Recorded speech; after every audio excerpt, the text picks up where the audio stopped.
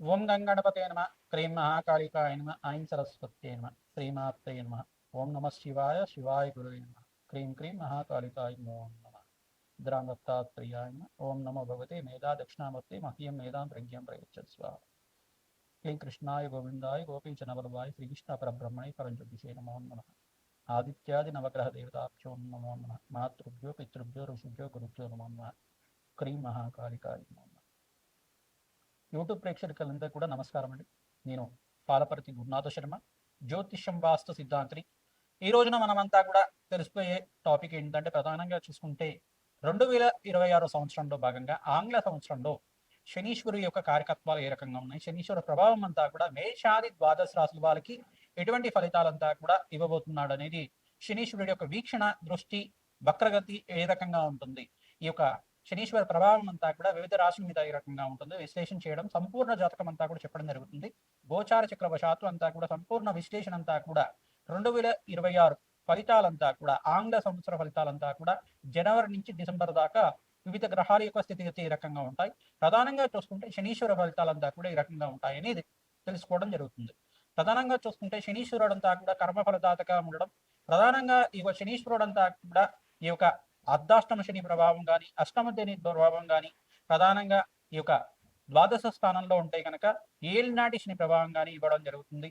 జన్మరాశిలో ఉంటే కనుక ఈ యొక్క జన్మదోషం అని చెప్పేసి అని, ద్వితీయ స్థానము జన్మస్థానము విజయస్థానంలో ఉంటే కనుక ఈ యొక్క శనీశ్వర ప్రభావం అంతా కూడా ఏలినాటి శని ప్రభావం అనేది ఉంటుందనేది తెలుసుకోవడం జరుగుతుంది. కర్మ బలదాత ఎప్పుడైనా కానీ మానవాళికంతా కూడా పూర్వ జన్మలో చేసుకున్న ఫలితాలంతా కూడా, అది పుణ్య ఫలితాలు అయితే కనుక రాజయోగాలు ఇచ్చే విధంగా మారుతూ ఉంటాయి. విపరీత రాజయోగం ఇచ్చే గ్రహంగా చెప్పడం జరుగుతుంది. రాజ్యాధిపత్యం కావాలన్నా శనీశ్వరుడు అనుగ్రహం కావాలి, ధనధాన్యాది సమృద్ధి కావాలి, రాజయోగం సిద్ధించాలి, రాజ్యాధిపత్యం కావాలి, ఉన్నతమైన స్థితి కావాలంటే, జీవితంలో ధర్మబద్ధమైన జీవితం జీవించాలంటే ప్రధానమైన గ్రహం అంతా కూడా శనీశ్వరుడు అని చెప్పుకోవడం జరుగుతుంది. ప్రధానంగా ఎవరైతే ధార్మిక జీవితం అంతా కూడా పుణ్యవంతమైన జీవితం జీవిస్తుంటారో వాళ్ళకంతా కూడా ధర్మ ఫలితాలు ఇచ్చే విధంగా, పుణ్య ఫలితాలు ఇచ్చే విధంగా, న్యాయప్రదంగా ఉండే జీవితం అంతా కూడా యోగకరంగా ఉండే విధంగా, శనీశ్వరుడు అంతా కూడా న్యాయ నిర్ణేతగా ఉండి పుణ్య ఫలితాలు ఇచ్చే విధంగా మారుతూ ఉంటారు. ప్రధానంగా చూసుకుంటే శనీశ్వరుడు అంతా కూడా కర్మ ఫలితాలు, ఎవరైతే కనుక దుష్కర్మలు చేస్తే ఆ ఫలితాన్ని కూడా ఇక్కడే అనుభవించే విధంగా చేస్తారు. ఈ యొక్క పుణ్య కార్యక్రమాలు చేసుకుంటే కనుక, దైవ చింతన దైవభక్తి ఉంటే కనుక వాళ్ళకి అఖండమైన పుణ్యయోగాన్ని, విపరీత రాజయోగాన్ని, ఆనందమైన జీవితం ఇవ్వడానికి, వంశాభివృద్ధికి కారణమవుతారు శనీశ్వరుడు అంతా కూడా. కర్మఫలదాత ఇచ్చే ఫలితం అంతా కూడా అఖండమైన పుణ్య ఫలితాలు ఉంటాయి.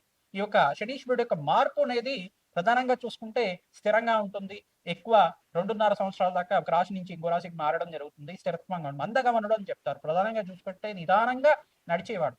ప్రధానంగా శనిశ్చరాయై నమః అంటే శనీశ్వరుడు అని చెప్పేసి అంటే కనుక నిదానంగా నడిచేవాడు అని చెప్పేసి అని మందగమనుడు అంటారు. అయితే శనీశ్వరుడు అంతా కూడా ప్రధానంగా ఛాయా మార్తాండ సంభూతుడిగా చెప్పడం జరుగుతుంది. సూర్య భగవానుడి యొక్క పుత్రుడిగా, న్యాయ నిర్ణేతగా, న్యాయ ధర్మ ప్రధానమైన జీవితం జీవించే విధంగా, మానవాళికంతా కూడా కర్మ ఫలితాన్ని అనుభవించే విధంగా, మోక్ష జ్ఞానాన్ని ప్రసాదించే విధంగా, రాజయోగాన్ని ఇచ్చే విధంగా ఎటువంటి ఫలితాలంతా కూడా ఇవ్వబోతున్నాడు 2026 ఫలితాలంతా కూడా విశ్లేషణ చేయడం జరుగుతుంది.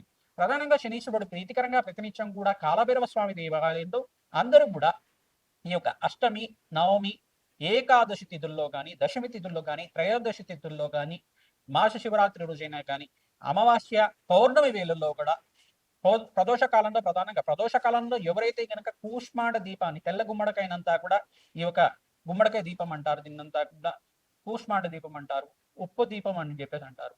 ఈ యొక్క రాళ్ళు ఉప్పునంతా కూడా తీసుకొని ఒక పళ్ళెంలో వేసుకొని దాని మీద ఒక 2 తమలపాకులు పెట్టి ఈ యొక్క కూష్మాండ దీపాన్ని వెలిగించడం వల్ల, నువ్వుల దీపంతో వెలిగించడం, దాని మీద నల్ల నువ్వులు జల్లడం వల్ల, నవధాన్యాలు జల్లడం వల్ల సకల గ్రహదోష నివారణ జరుగుతుంది.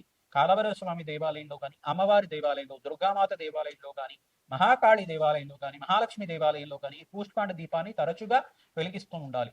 ఎవరైతే కనుక ఈ తిథుల్లో విశేషంగా చేస్తూ ఉంటారంటే మీకంతా కూడా శనీశ్వర గ్రహదోష నివారణ కలుగుతుంది, కర్మదోష నివారణ కలుగుతుంది, తద్వారా వంశాభివృద్ధి కలుగుతుంది, అఖండమైన రాజయోగము, ధన సంపదలంతా కూడా సిద్ధించడానికి, విపరీత రాజయోగం ఇచ్చడానికి అంతా కూడా మీకు జరుగుతుంది. ప్రధానంగా చూసుకుంటే ఈ యొక్క శనీశ్వరుడు అంతా కూడా రాజయోగ కారకుడు. ప్రధానంగా రాజయోగం ఇవ్వడమే కాకుండా మీకంతా కూడా కర్మఫలితాన్ని అనుభవించే విధంగా చేయడం జరుగుతుంది. ప్రధానంగా కర్మఫలదాత అంతా కూడా విపరీత రాజయోగానికి కారణమవుతుంది. పుణ్య కార్యక్రమాలు ఆచరించాలి. ప్రధానంగా గోమాత సేవ చేయడం, బీదవాళ్ళకి అంతా కూడా అన్నదానం చేయడం, పేదలకు అన్నదానం చేయడం, వస్త్రదానం చేయడం విపరీత రాజయోగానికి కారణమవుతుంది. దేవాలయ ప్రాంగణంలో మీరు అన్నదానం చేస్తూ ఉండడం వల్ల మేషాది ద్వాదశ రాశుల వాళ్ళకి విపరీత రాజయోగం సిద్ధించడానికి ఆస్కారం ఉంటుంది. ఈ 2026లో అందరూ కూడా గోమాత సేవ విశేషంగా ఆచరించాలి. పచ్చిక, తెలగపిండి, గ్రాసాన్ని ఇక గోమాతకి తరచుగా సమర్పిస్తుండడం వల్ల విపరీత రాజయోగానికి మారడం జరుగుతుంది. ప్రధానంగా గ్రహస్థితి అంతా కూడా ఏ రకంగా ఉందో చూసుకుందాం. ప్రధానంగా 2026లో ప్రధానంగా చూసుకుంటే డిసెంబర్ నెలలో మాసాంతంలో అంతా కూడా ధనుసు రాశిలో అంతా కూడా చతుర్గ్రహ కూటమి సంభవిస్తుంది. ప్రధానంగా సూర్యుడు, బుధుడు, శుక్రుడు, ఈ యొక్క అంగారకుడు, ఈ యొక్క గ్రహాలన్నీ కూడా ధనుసు రాశిలో సంచారం జరుగుతుంది. జనవరి 1వ తారీఖు నుంచి మళ్ళీ మార్పు అనేది జరుగుతుంది. ప్రధానంగా తర్వాత ఎప్పుడు దాకా అంటే జనవరి 15వ తారీఖు రోజున మకర సంక్రమణం రోజున అంతా కూడా సూర్య భగవానుడు అంతా కూడా మకర రాశిలో సంచారం చేయడం, ఈ యొక్క గ్రహస్థితి అనేది మారుతూ ఉంటుంది.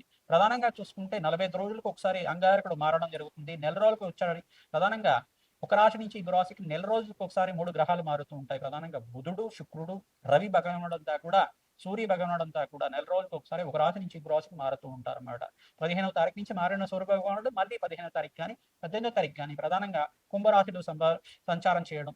మళ్ళీ ఇక్కడ చూసుకుంటే రవిగ్రహ ఫలితాలంతా కూడా ఈ రకంగా ఉంటాయి. ప్రధానంగా శనీశ్వరుడు అంతా కూడా చూసుకుంటే మీనరాశిలో సంచారం చేస్తున్నారు, స్థిరంగా ఉంటారు. మీనరాశిలో సంచారం చేయడం వల్ల ఎటువంటి ఫలితాలు వస్తాయి అనేది మేషాది ద్వాదశ రాశి వాళ్ళకి చెప్పడం జరుగుతుంది. రాహు ఫలితాలంతా కూడా చూసుకుంటే రాహు గ్రహం అంతా కూడా కుంభరాశిలో సంచారం చేస్తారు. ఏప్రిల్ 14, 15 తారీఖు లోపల వక్రగతి పొందడం జరుగుతుంది. మరి కేతు అంతా కూడా చూసుకుంటే సింహరాశిలో సంచారం చేయడం, ఏప్రిల్ 14, 15 తారీఖులో అంతా కూడా వక్రగతి సంచారం జరుగుతుంది. ఈ యొక్క జూన్ 14వ తారీఖు దాకా అంతా కూడా ఈ యొక్క బృహస్పతి సంచారం అంతా కూడా మిథున రాశిలో సంచారం జరుగుతుంది. మరి కర్కాటక రాశిలో మళ్ళీ అంతా కూడా ప్రవేశం చేయడం, అతిచారం నుంచి తిరోగమనం అయిన తర్వాత మళ్ళీ యథాస్థానానికి అంతా కూడా రావడం జరుగుతుంది. కర్కాటక రాశిలో ఉచ్చస్థానంలో సంచారం జరుగుతుంది. ప్రధానంగా ఈ యొక్క గ్రహస్థితి అంతా కూడా ఏ రకంగా మానవాళి మీద చూపిస్తుంది, గోచార చక్రవశాత్తు ఆంగ్ల సంవత్సర ఫలితాలంతా కూడా సంపూర్ణ ఫలితాలు విశ్లేషణ చేయడం జరుగుతుంది. అందరూ కూడా మీ యొక్క రాశికి పరిష్కారం ఆచరించుకోండి. లగ్నవశాత్తు ఏ రకంగా ఉన్నాయో చూసుకోవడం జరుగుతుంది.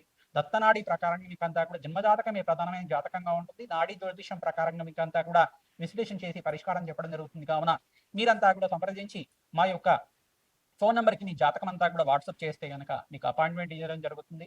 జన్మ జాతకం అంతా కూడా విశ్లేషణ చేసి తగు పరిష్కారం అంతా కూడా యజ్ఞ యాగాది కర్తలు చేసి జప హోమాది కార్యక్రమాలు తర్పణాలంతా కూడా చేసి మీకు పరిష్కారం చెప్పడం జరుగుతుంది. సకల గ్రహ దోష నివారణ జరిగితే కనుక మీకంతా కూడా ధనయోగాలు సిద్ధిస్తాయి. ఆకస్మిక ధనలాభం సిద్ధించడానికి ఆస్కారం ఉంటుంది. ప్రధానంగా అప్పుల బాధల నుంచి బయటపడడానికి ఆస్కారం ఉంటుంది. అపముచ్చు దోష నివారణ అవుతుంది. అఖండమైన ఆనంద జీవితం జీవించడానికి ఆస్కారం ఉంటుంది.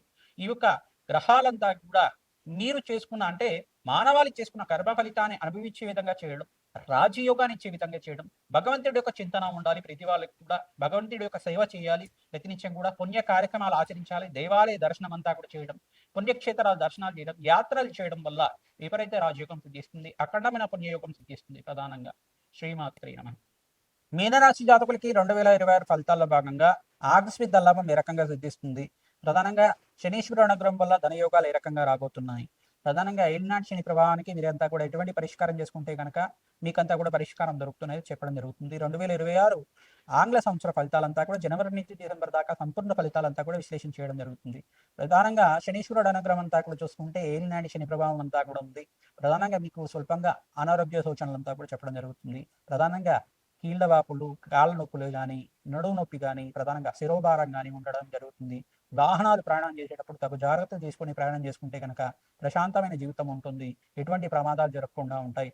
ప్రధానంగా ఎవరైతే నూతన వాహనాలంతా కూడా కొనుక్కునే వాళ్ళు విశేషంగా కూష్మాండ బలి చేస్తూ ఉండాలి. అంటే గుమ్మడికాయనంతా కూడా దిష్టి తీసేసి అమావాస్య వేళల్లో అంతా కూడా విశేషంగా ఆ వాహనానికి అంతా కూడా పూజ చేసుకుంటూ ఉండడం, నరఘోష నుంచి బయటపడడానికి ఆస్కారం ఉంటుంది. దిష్టి అనేది తగ్గుతూ ఉంటుంది. ఎవరైతే నూతన వాహనాలంతా కూడా కొనుక్కునే వాళ్ళు ఉంటారో వాళ్ళకంతా కూడా వాహనాలు నడిపేటప్పుడు దిష్టి అనేది ఉంటుంది. కావున ప్రతినిత్యం కూడా ఆ దృష్టి దోషాన్ని నివారణ కోసం కూష్మాండాన్ని అంతా కూడా దిష్టి తీసి దాన్ని అంతా కూడా బలిహారంగా చేయడం వల్ల మంచి ఫలితాలు పొందుతారు.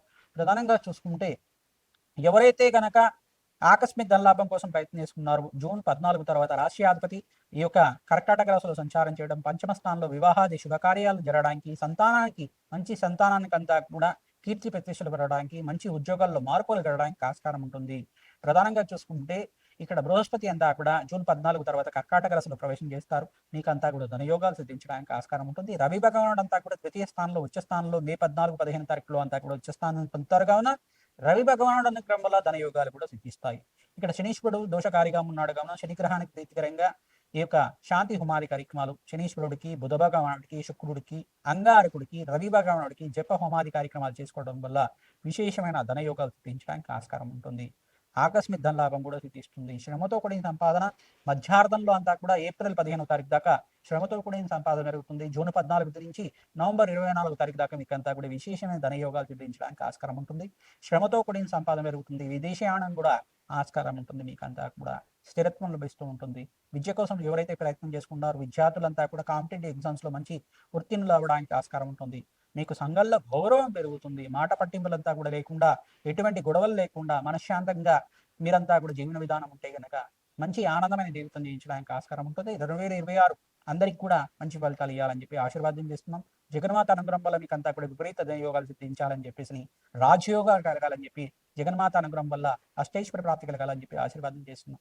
జన్మ జాతకమే ప్రధానమైన జాతకంగా ఉంటుంది. జన్మ జాతకంలో ఎటువంటి దోషాలు ఉన్నాయి, ఎటువంటి పరిష్కారాన్ని ఆచరించాలి, ఆ పరిష్కారం అంతా కూడా జ్యోతిష్ సిద్ధాంతాలతోటి మీ జాతకాన్ని విశ్లేషణ చేసుకుని పరిష్కారం ఆచరించడం వల్ల ఆకస్మిక ధనలాభం, స్థిరలక్ష్మి స్థిర నివాసం ఉండడానికి, రాజయోగం సిద్ధించడానికి ఆస్కారం ఉంటుంది.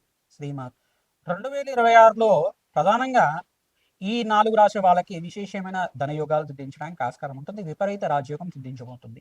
ఈ రాశి వాళ్ళు ప్రధానంగా చూసుకుంటే మేషాది ద్వాదశ రాశుల్లో 4 రాశి వాళ్ళకి విశేషంగా ధనయోగాలు సిద్ధిస్తాయి. ప్రధానమైన రాశి ఏంటిదంటే కుంభరాశి జాతకులు విశేషమైన ధనయోగం సిద్ధించడానికి ఆస్కారం ఉంటుంది. ప్రధానంగా బృహస్పతి సంచారం అంతా కూడా రాజయోగ కారణమవుతుంది. ప్రధానంగా శనీశ్వరుడు అనుగ్రహం వల్ల ధనయోగ కారకుడు అవుతాడు. ప్రధానంగా అనంతమైన ధనాన్యాది సమృద్ధి కలగడానికి ఆస్కారం ఉంటుంది. అష్టైశ్వర ప్రాప్తి కలగడానికి ఆస్కారం ఉంటుంది. జూన్ 14 తర్వాత మీకు అంతా కూడా ధనయోగం సిద్ధించడానికి రాజయోగ కారణమవుతుంది. మళ్ళీ ఇక్కడ వృషభ రాశి జాతకులు కూడా ధనయోగాలు సిద్ధించడానికి ఆస్కారం ఉంటుంది. ప్రధానంగా మీకంతా కూడా ధన ప్రాప్తి కలగడానికి, ఆకస్మిక ధనలాభం కలగడానికి ఆస్కారం ఉంటుంది. శుక్రుడు బృహస్పతి అనుగ్రహం వల్ల ధన ధాన్యాది సమృద్ధి కలుగుతుంది. లక్ష్మీ కటాక్షం లభిస్తూ ఉంటుంది. ప్రధానంగా మిథున రాశి జాతకులు కూడా ఈ రాశిలో మీకంతా కూడా ధనయోగ ప్రాప్తి కలగడానికి ఆస్కారం ఉంటుంది. విశేషంగా నూతన వ్యాపారంలో పెట్టుబడి పెట్టుకోవడానికి, ఫైనాన్షియల్ రంగంలో వాళ్ళకి ఆస్కారం ఉంటుంది. అష్టైశ్వర ప్రాప్తి కలగడానికి ఆస్కారం ఉంటుంది. ప్రధానంగా చూసుకుంటే ఇక్కడ కన్యా రాశి జాతకులకు కూడా విశేషమైన ధనయోగం సిద్ధించడానికి ఆస్కారం ఉంటుంది. ధన ధాన్యాది సమృద్ధి కలగడానికి జూన్ 14 తారీఖు నుంచి నవంబర్ 24 తారీఖు దాకా అష్టైశ్వర ప్రాప్తి కలగడానికి ఆస్కారం ఉంటుంది. ధన ధాన్యాది సమృద్ధి కలుగుతుంది. మేషాది ద్వాదశ రాశుల్లో ఈ 4 రాశుల వాళ్ళకి విశేషమైన ధన ప్రాప్తి కలగడానికి ఆస్కారం ఉంటుంది.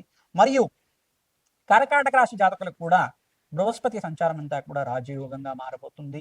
విశేషమైన ధనయోగం కలగడానికి ఆస్కారం ఉంటుంది. ఈ కర్కాటక రాశి జాతకులకి విశేషంగా చెప్పడం జరుగుతుంది. ప్రధానంగా బృహస్పతి మార్పు అంతా కూడా రాజయోగ కారణమవుతుంది. ఉచ్చస్థానంలో సంచారం అంతా కూడా వివాహాది శుభకార్యాలు జరగడానికి, మీకు అంతా కూడా పూర్వజన్మలో చేసుకున్న పుణ్యప్రాప్తి వల్ల మీకంతా కూడా గృహయోగం సిద్ధించడానికి, భూసంపద లభించడానికి ఆస్కారం ఉంటుంది. వ్యాపారంలో మార్పులు జరుగుతాయి. ఉద్యోగంలో మార్పులు జరగడానికి, స్థానచలనం జరగడానికి ఆస్కారం ఉంటుంది. అమ్మవారి అనుగ్రహం వల్ల మహాలక్ష్మి కటాక్షం అంతా కూడా లభిస్తూ ఉంటుంది. శ్రీమాత్రే నమః.